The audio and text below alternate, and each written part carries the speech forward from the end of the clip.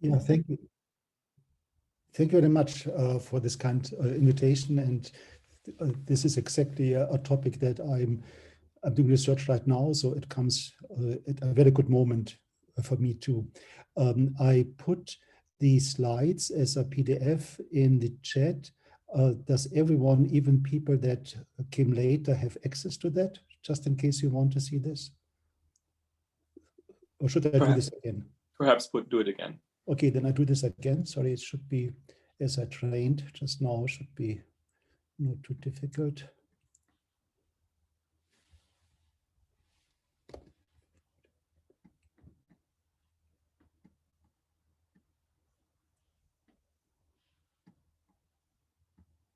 No, it doesn't want to go. Just 1 second. I try to do it again.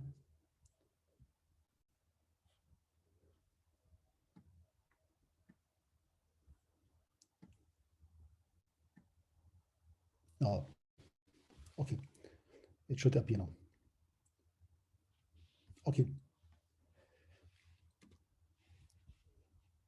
have to do something with your pictures. Just 1 second.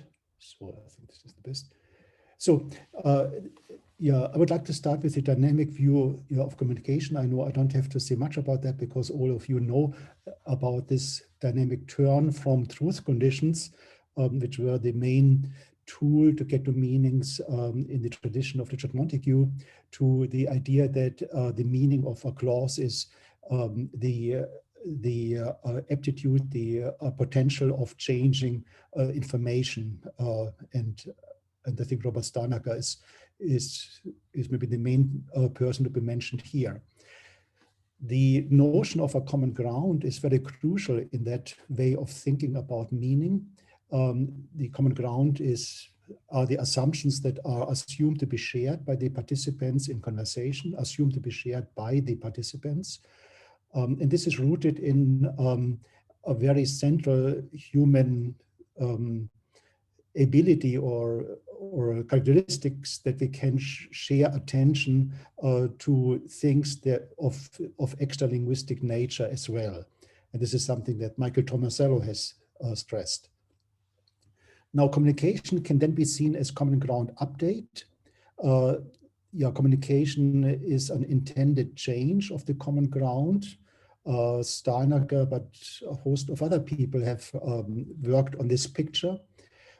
This is a process that has to be ratified and monitored by the participants. This is something that is not that strongly researched in formal theories, but I would like to mention Herb Clark as someone who has done a ton of work on that. Yeah.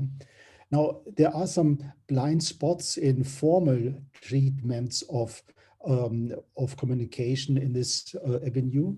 So there is a focus on communication as transfer of information.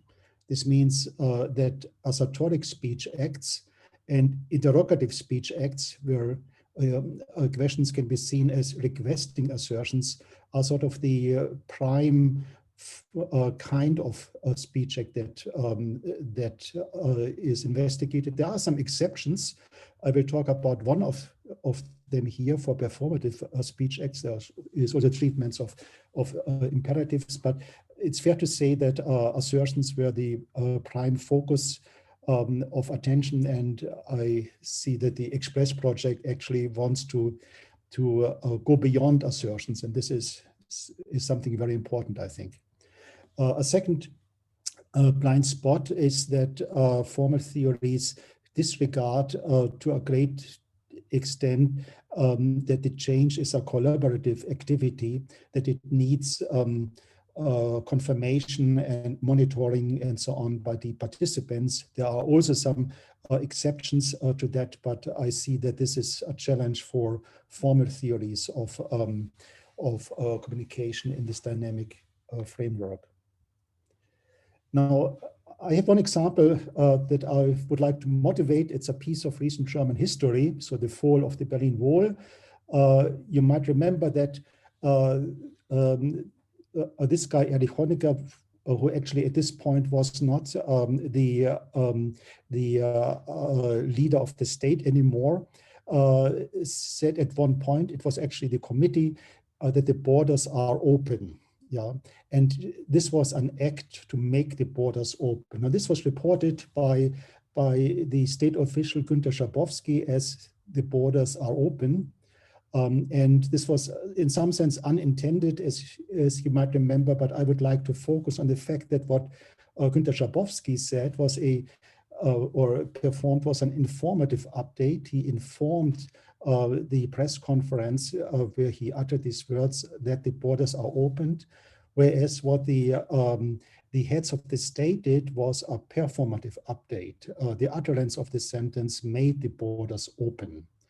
And I will focus here on this performative update as something that is, I think, quite important, not only for this type of sentence or for explicit performatives, but for others as well. So first, let's talk about informative update. So there are various models of the common ground, and the simplest model is certainly the context set, where the common ground is modeled as a set of world time indices, small c. A proposition phi is modeled as a set of indices or a function from indices to truth values as well. And informative update is just seen as an update by intersection. This is the typical way of modeling update when you go to the bare bones of common ground. Yeah. We can factor in time. This will be important. So assume that there is a temporal order on the indices, a branching order. It's not a linear order. Propositions phi are true at indices. So I write this like that. So I have the convention here that object language is written in blue and italics, and meanings I try to write in red. Yeah. So we have this structure here. You see here this branching structure from top to bottom. This is the flow of time, different possibilities. This is, of course, a very, very simplified model. And a proposition phi and the indices at which phi is true black dots here. Yeah. Now, common grounds are sets of indices. These are the indices that are candidates for the real world and time. And let's assume that they are contemporaneous in the sense that we know typically what the time is. Of course, there are sometimes common grounds where it's unclear what the time is, but let's assume that they are contemporaneous. Yeah. And then the update of this common ground that I've depicted here in this diagram would be that, the update with the proposition phi. So the common ground shrinks to this set. Yeah. So this is informative update, as I said.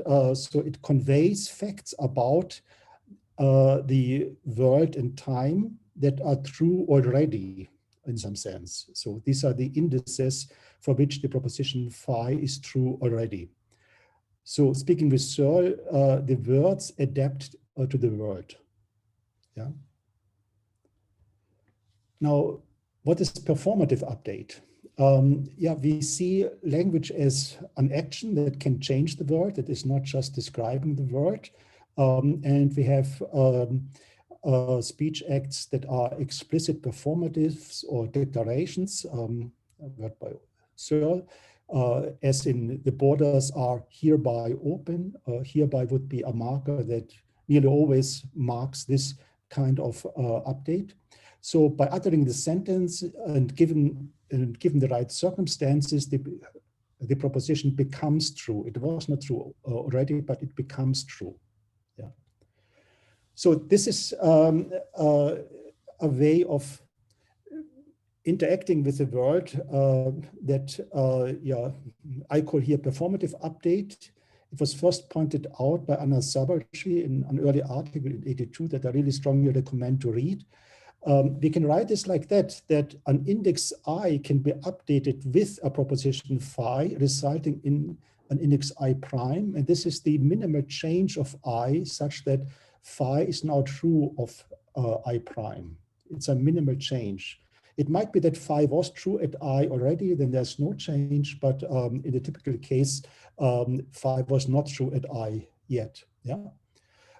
So this means that for every proposition P that is logically independent from phi, we have that P is true in I exactly if P is true in I prime. Yeah, if a proposition is logically independent, it stays. So therefore we have a minimal change. Yeah. I write for this performative update of a common ground C++ phi. So this is a kind of ad hoc notation, maybe not the best notation, but I think it sort of signifies that this is a kind of stronger update. It can be written as this is the set of indices I updated with phi, so the minimal change of I such that phi is true, where I was an element of C. And this is then the output of this procedure. Yeah. So with the words of Searle, the word adapts now to the words. Yeah. In this diagram, I try to sort of give an impression of what this means. So if this is our input common ground C, and you see the proposition phi is not true yet, then the minimal change is one in which the proposition phi is true. Yeah. So this would be then the output here. It would not include, for example, this index because other things happen here as well. It's a minimal change. Yeah. Now you see that we have to incorporate time as an essential feature when we talk about performative updates, because we want to have a minimal change that takes us into the direction of how the time flows. Yeah.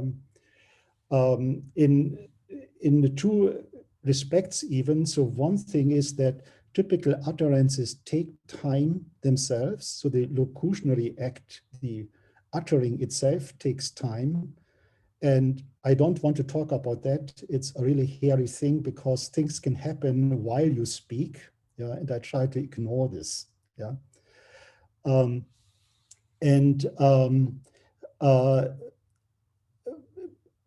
because here the minimal change, that is the essence of the definition of this update, says that nothing else happens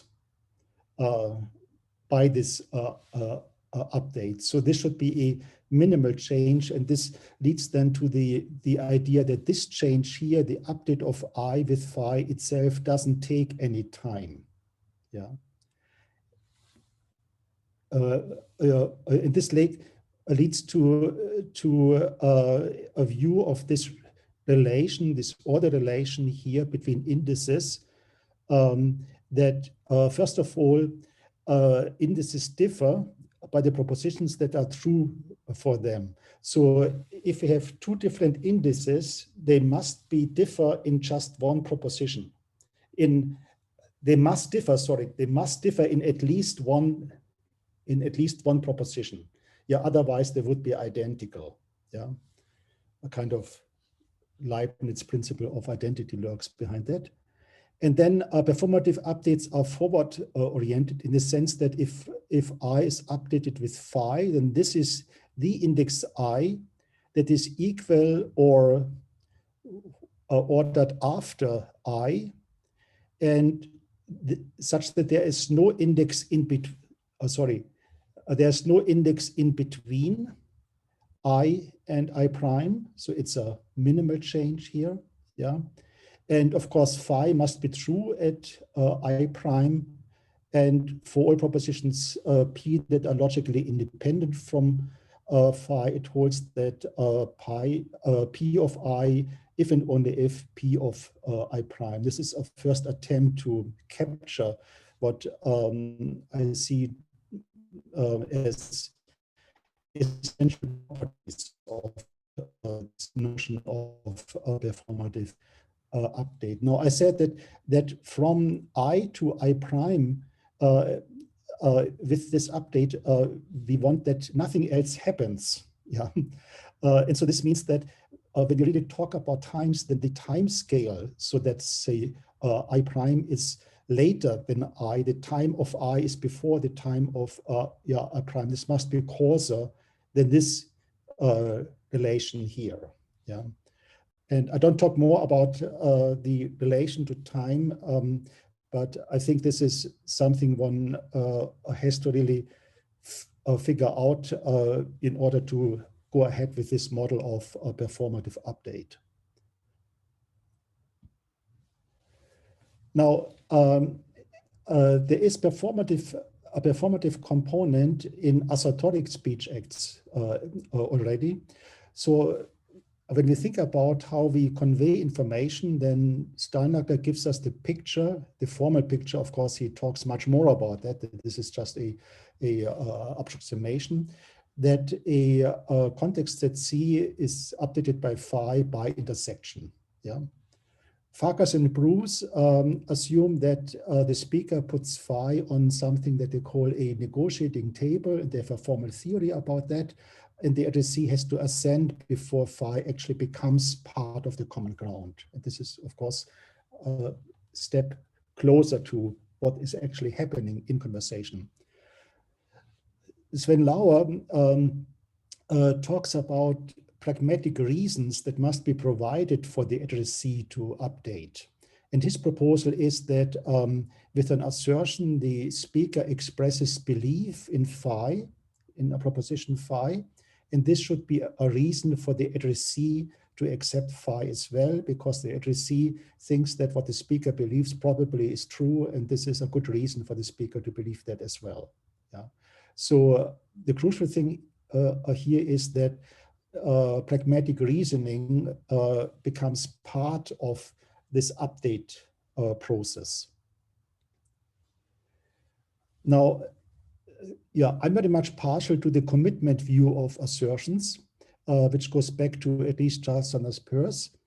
The idea here is that in an assertion, the speaker vouches for the truth of a proposition, and this is a reason for the addressee to believe phi. This vouching for the truth, this public commitment to the truth of a proposition is backed up by social sanctions that might be just loss of face, for example.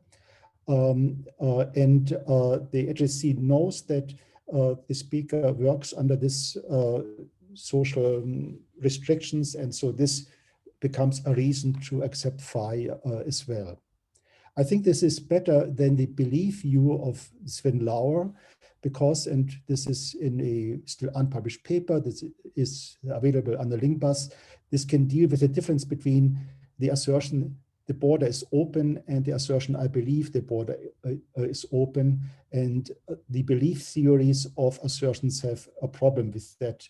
I can go into that, but this is not the topic of my presentation here. Manfred, there was a clarification question. Yes, please. Namely, is time here considered discrete instead of continuous? Yes, it's absolutely discrete. It must be discrete. Okay, yeah. Thanks. Because otherwise, I cannot see that if two indices are different, they must be true in different propositions. If we have a normal, non-fuzzy notion of a proposition, then time must be discrete. Yeah. And of course, we can talk about this. This might be a better assumption. I don't think actually that it's a better assumption. Now, the assertions seen in this way as committing to the truth of a proposition have a performative part to them. And this is actually what John Austin famously came up as a conclusion to his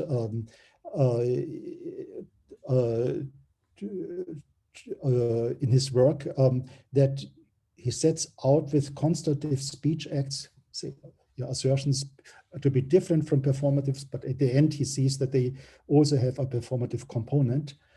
So if S1 asserts to S2, the borders are open, then this first part is that S1 vouches for phi. I render this by this here, this is a proposition that S1 is publicly committed or vouches for phi. Yeah, and the input common ground C is first performatively updated with this proposition. So after this speech act, the indices in the common ground are changed so that now S1 is responsible for phi. And then this is a reason and an intended reason, a reason intended by S1 that S2 should assume phi as well. And this is then a second step. So the output of the first procedure, C prime, is then updated in an informative way with phi itself. Yeah. So A is in some sense the illocutionary effect of the assertion. This is what assertion actually is about, commitment to the truth of a proposition. And B is the perlocutionary, is a perlocutionary effect. Of course, there can be other perlocutionary intentions with assertions, but one typical effect, not in all cases, I think, but one typical effect is that the addressee believes the proposition and takes it as part of the common ground. At least take it as part of the common ground. And I've written about how reactions like yes, no, okay, and so on can affect this second part in this update procedure. Now, I have to check the time. Yeah. Now, there is evidence, I think, that this commitment part is realized in syntax, in syntactic structure. One piece of evidence is that there are expressions in natural language that refer to the strength of the commitment, like truly, indeed, or the Slifting construction, I guess, which weakens the commitment. Yeah. And these elements are absent in performative uses of declarative sentences, like the border is hereby indeed open, would be a strange performative sentence.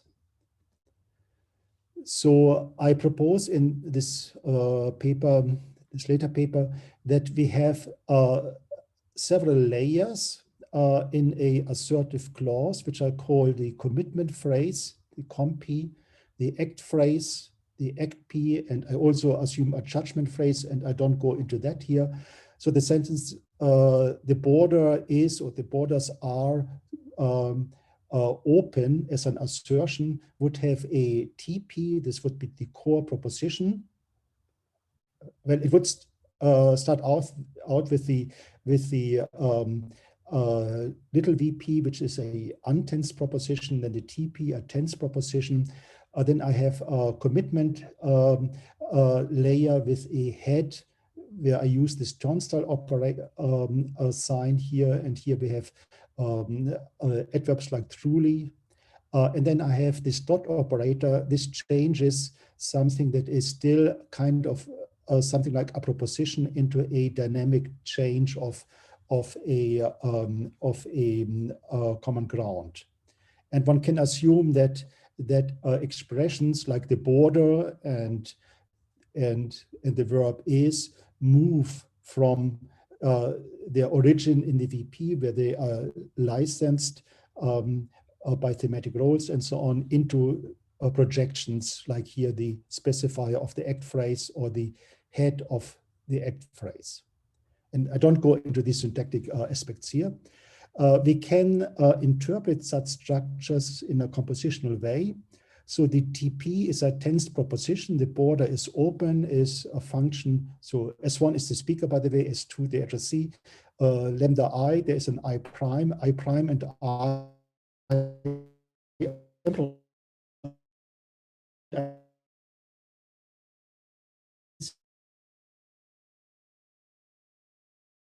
in time, including the other, yeah. And border is open, I prime. Then the next layer, the function, from indices to the proposition that the speaker S1 is committed to the truth of this proposition, is committed to that the proposition, this proposition here is true at this index I.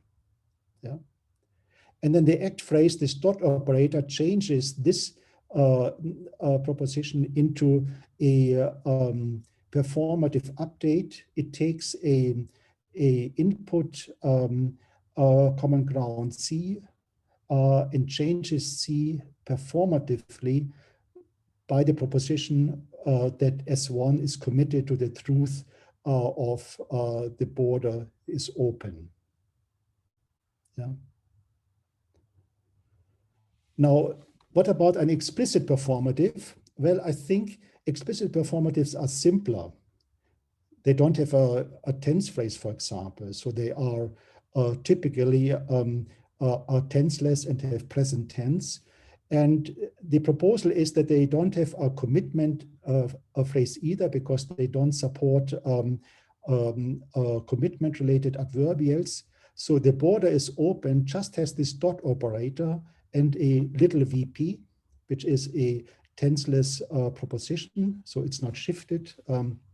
And so in this case, the meaning of that, using the same interpretation of the dot operator is here, is lambda C. So the input commitment, the input common ground C is performatively updated with this proposition that the border is open. So by just uttering the border becomes open, of course, the right conditions have to be satisfied. You must be the head of state or so, or the government or the executive power to make this really true. Yeah. So,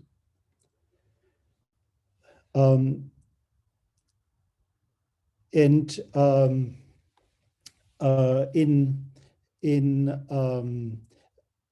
explicit performatives, like I nominate Sue for some position, it's interesting to see how they work in contrast to their descriptive use, like I nominated Sue. So I nominated Sue would be an assertion. So I is a speaker, so the speaker S1 declares responsibility or commitment to the proposition that the speaker S1 nominated Sue, that there was some index I prime in the past at which S1 nominated Sue.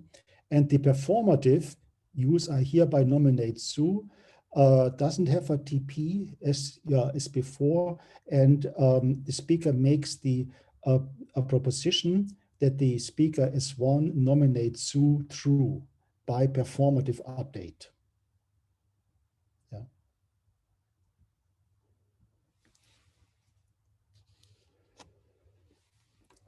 Yeah. Let's have a closer look at this difference between assertions versus explicit performatives. Sorry. The assertion is, so with this commitment head here, is actually expressing something like, I hereby vouch for it that the border is open, or the borders are open. Yeah. And this is this performative update here of the commitment of the speaker. Yeah. The update with the core proposition, the borders are open with the TP, is then a second step. It is a conversational implicature which can be derived in a Gricean style way. So the speaker declared responsibility or commitment for the truth of this proposition, and this can be constructed by the hearer as a attempt to make the hearer believe the proposition as well. Yeah. So yeah. So and this is then the second informative update.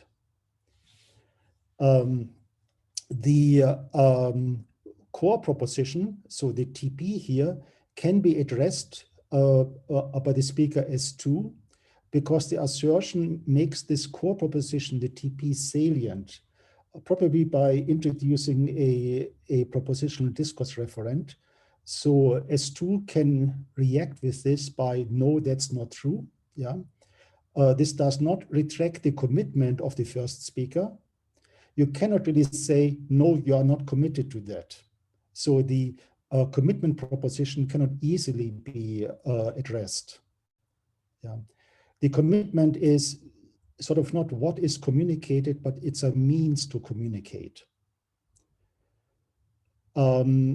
We can address the commitment itself, but this is done in non-grammaticalized ways, like S2 can say, take that back. This was nonsense. Don't make a fool out of yourself. So this is, there are attempts or there are ways to make a speaker retract this performative update as well.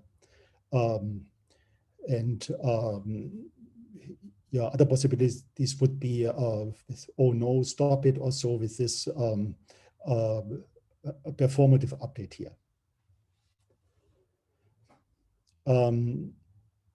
Yeah, I think in the interest of time, I'll skip over that. Now let's talk about the nature of performatives, what they do, and then we will see how this performative analysis can be applied to other kinds of speech acts. So there are two aspects of performatives that can be seen with the assertive update. So the first is that the world is changed. The first step is that the speaker S1 is now under an obligation to defend this proposition because the speaker has now vouched for this proposition. And the second is that it is made known that this is the case. This becomes common ground that the speaker is now under this obligation. Yeah, and this is these are the two aspects. So it's not only that the world is changed, but the speaker automatically, because the change happens in the worlds of the common ground, is visible to the addressee. It's an open change. It's not a secret change. Yeah. With performative updates, we have the same. If the executive power says the borders are open, then the worlds are changed, and it is known. The world is changed insofar as the border is now open, and this is at the same time made known. It becomes common ground. And the issue is now, does this hold for other non-assertoric speech acts as well? Because the performative update with the borders are open, the borders are hereby open is of course not an assertion. Let's talk about exclamatives, for example. When I say ouch, yeah, I also change the word insofar as now the speaker S1 has expressed pain for all the indices in the input, in the output here of C1. It holds that the speaker has expressed pain. This is possible analysis of ouch. And it is known because this holds for all the words in C1. Yeah. And when you look at the related assertive update, when I say I am experiencing pain, this is an assertion, then the speaker S1 vouches for the truth of the proposition. S1 is experiencing pain. And this is changing the world because now I'm responsible for this proposition and I make this known at the same time. Okay, now let's look at a few kinds of speech acts. Let's start with commissives. This was the example that Sabalchi used. So when I have a sentence like I will open the borders, this is ambiguous between a prediction, what will happen in the future, and a promise, if I'm in the power to open the border. Let's look at the assertive update first. So there the speaker S1 declares a commitment to the proposition that the speaker will open the border. And the performative update, I will open the border, there the speaker changes the input common ground so that now the proposition that the speaker will open the border is true. Yeah, this is by performative update. The net effect of these two operations is very similar. In assertive updates, S1 vouches that the proposition that S1 will open the border is true. Yeah. In the performative update, the speaker S1 makes the proposition true for all indices in the common ground, that the speaker will open the borders. Yeah. And this is, the net effect is extremely similar. Yeah. This might be a reason why it's rare to have a dedicated marker for commissives, why they look very similar or identical to future tense assertions. There are some exceptions. Korean, for example, also the language Dakye that I work on has a subtle distinction, but explicit markers of commissives are rare. With explicit commissives, like I promise that I will open the border, this is a promise, not as an assertion. Things are a little bit different here. It's clear that the speaker, if this is a performative update, changes the indices of the input so that now the proposition that the speaker S1 promises at this index I, that the speaker will open the border. I think a bracket is here missing here. From this, if the speaker is committed to this proposition, if this proposition is true, that the speaker promises to make phi true, then the speaker will, of course, act in a way to make phi true. So this is then quite similar to vouching for the truth of this proposition, that the speaker will make a proposition true. Yeah, I find that this can explain a use of promise that I hear quite often in my family, that they use promise to make a strong assertion. I promise that the borders are open. I don't know how widespread this is, but I hear it quite regularly. Now let's talk about exclamatives. So the general idea with exclamatives is that they express or they display an attitude towards something, towards an object, a degree, a proposition. And this is distinct from communicating this attitude by assertion. Yeah. This attitude often is said one of surprise. This might be a very general notion. This might be very right as such a notion, but it might be different kinds of attitudes. Like, for example, the sentence, I have to move my pictures, like how predictable you are, somehow doesn't really square well with surprise, I think. So there might be a wider range of emotions that are carried by the prosody, like happiness, sadness, contempt, and so on. They are typically factive. They are said to be factive, but there are sentences like how nice a good red wine would have been to this meal, which is maybe not directly factive. We can talk about that. Now, let's look at a few cases of exclamatives.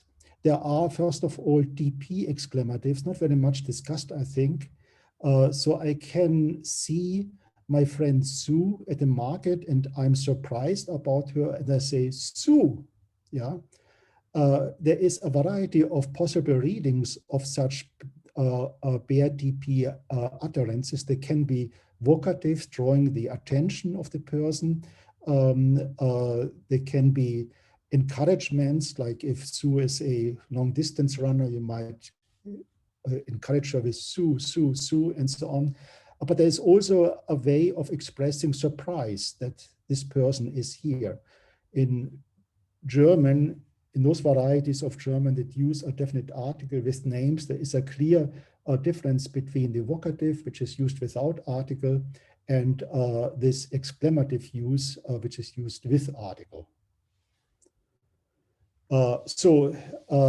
What is, how can we see this exclamative use here with Sue, with surprise prosody? Well, the input common ground is performatively changed to S1 is surprised about a contextually given property of Sue in I. Yeah, so this would be a performative utterance, and another example would be interjections like wow. Yeah, there, if you just have this interjection, then there is some salient proposition in C, and S1 expresses surprise or some other kind of attitude towards the fact that this proposition is true.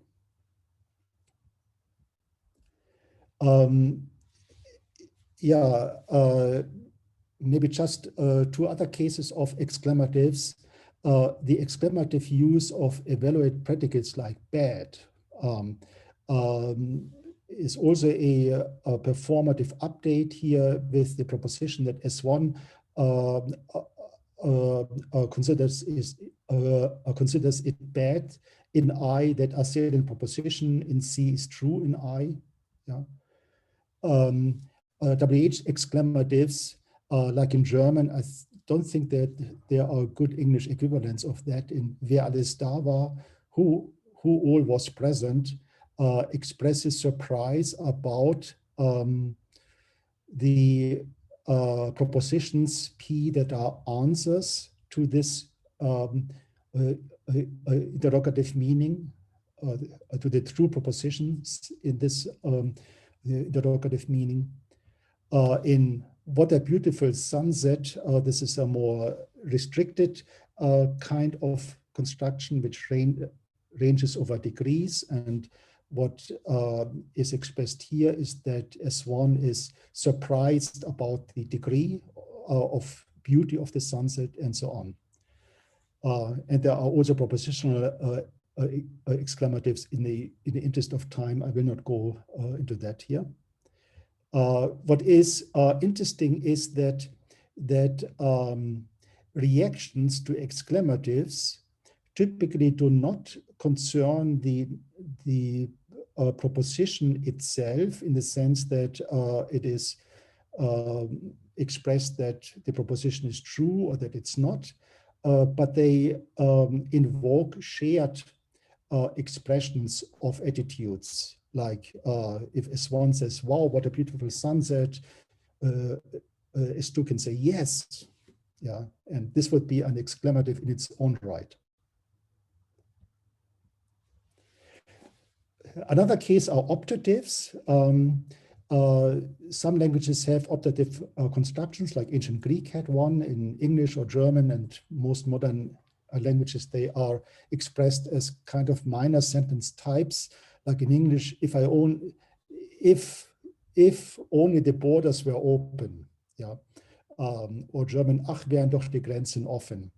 And this is different from the assertive expression of wishes, like I wish that the borders were open. And one can see optatives similar to exclamatives. This has been proposed by Patrick Gross. Optatives express also some attitude, but in this case, a preference of the speaker that the proposition should be true. In both cases, we have a performative update with optatives. So we can communicate wishes either by optatives, like if only the borders were open, and this would be a performative update with S1 prefers in I that the proposition, the borders are open, are true, or by assertions, like I wish that the borders were open. In this case, the speaker vouches for the proposition that the speaker prefers that the borders are open. Then with imperative, I have to remove my pictures here. With imperatives, one has to explain why imperatives and explicit deontic modals stand in some relation to each other. The imperative open the borders implies in some sense that the border should be or must be open. Yeah. This equivalence or this relation has led to an analysis of imperatives as deontic modals, like the sentence "you must open the borders" as a assertion can be expressed as a performative update by the proposition that the speaker S1 is committed to that the addressee is obliged to open the borders. And the performative use of the deontic model would be just like in other cases, express things without this commitment part. So the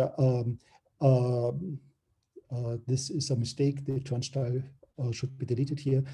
You must open the borders as a command would be the performative update of the input common ground by the proposition that the addressee S2, I forgot this, I think here, S2 What's the mistake? What's the obliged. mistake here, Manfred? What's the mistake? I didn't catch that. I have no S2 here, so S2 should be obliged to open the borders. The addressee S2, yeah. So S2 is obliged to open the borders. Now one could go along with that and try to work out a theory of imperatives like open the borders, where they are conventionalized performative models. And this is roughly the idea where Magda Kaufmann is going. But there are problems with this view because imperatives, as we know, can be used in a huge variety of functions, especially in constructions like open the borders and the people will leave, which has a conditional interpretation, which performatively used models don't really have. You must open the borders and the people will leave doesn't have this interpretation. And so there are other theories. I just wanted to point out that William Starr, for example, has a theory of imperatives that partitions the set of indices of the common ground into preferred and dispreferred ones. And I am developing another theory that expresses imperatives in terms of preferred future developments of the common ground. So I don't think that this is the best analysis for imperatives.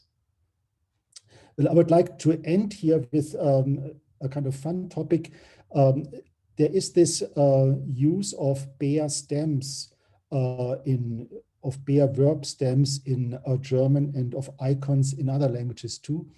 So in German, there is this convention in online communication that it can give a bare stem, like grins is grinsen, so grin to grin in stars typically. And this means in online communication that I'm now grinning. Yeah.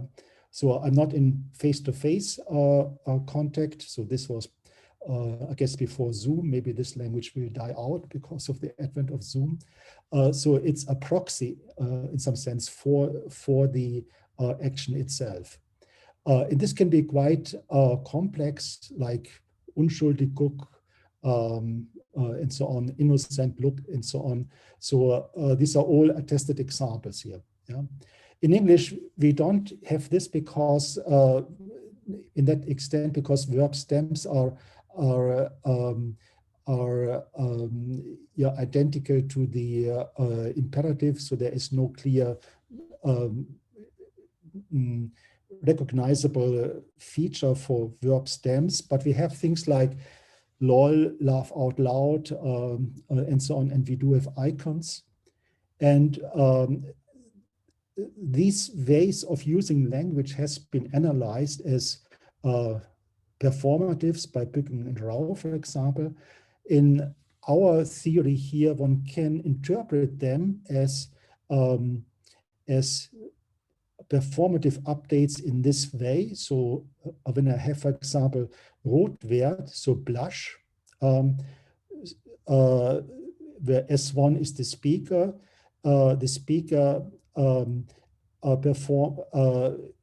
induces a performative update of C by this proposition that S1 blushes, and so this would be a performative update. Yeah, the same with this icon. Yeah. Of course, blushing and smiling and so on have their own non-linguistic communicative meanings, and by that we can sort of tap into these non-linguistic meanings into these non-linguistic actions that are important for communication. So wrapping up, I talked about two kinds of common ground update, informative and performative. I proposed that assertions are performative insofar as they express commitment to a proposition, and then they have the second step of an informative update that is a conversational implicature. We've seen that explicit performatives like the borders are hereby open can be expressed in this reduced way as performative updates. We have talked about a number of other non-assertoric speech acts as performative updates, and I would like to point out that the common strategy behind this analysis is that we want to explain linguistic action, so an event ultimately, but in this way of modeling, we don't talk about events. I didn't introduce any event variable here, but I just talked about the resulting effect, what happens after a promise. After a promise, a speaker makes a proposition true. So this is the resulting effect. And probably in the long run, one should also talk about events, especially when you want to give a theory about words like hereby. But for the time being, this is at least a first shot to an interesting analysis of these non-assertoric, but also assertoric speech acts. Thank you. Thank you very much, Manfred.